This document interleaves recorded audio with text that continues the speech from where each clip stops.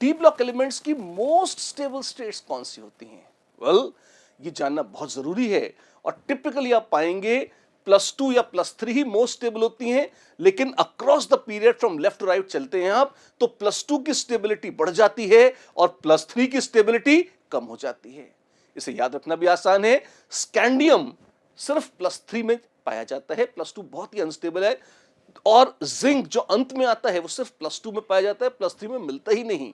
तो आप आराम से याद रख सकते हैं, जैसे जैसे क्रॉस द पीरियड चलते हैं from left to right, +2 oxidation state की स्टेबिलिटी बढ़ जाती है और +3 ऑक्सीडेशन स्टेट की स्टेबिलिटी कम हो जाती है। अच्छी बात है। तो मोस्ट स्टेबल अगर देखें, यहां रेड कलर से दिखाया हुआ है, सेकेंड हाफ में तो +3 मोस्ट स्टेबल नहीं है।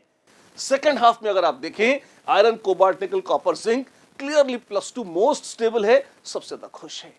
मैंगनीज भी +2 में मोस्ट स्टेबल है, लेकिन सिर्फ एसिडिक मीडियम में, बाकी सबको मीडियम का फर्क नहीं पड़ता, पर मैंगनीज एसिडिक मीडियम में +2 में और बेसिक या न्यूट्रल मीडियम में +4 में सबसे ज्यादा स्टेबल होता है। ये थोड़ा सा ध्यान रखना है आपको।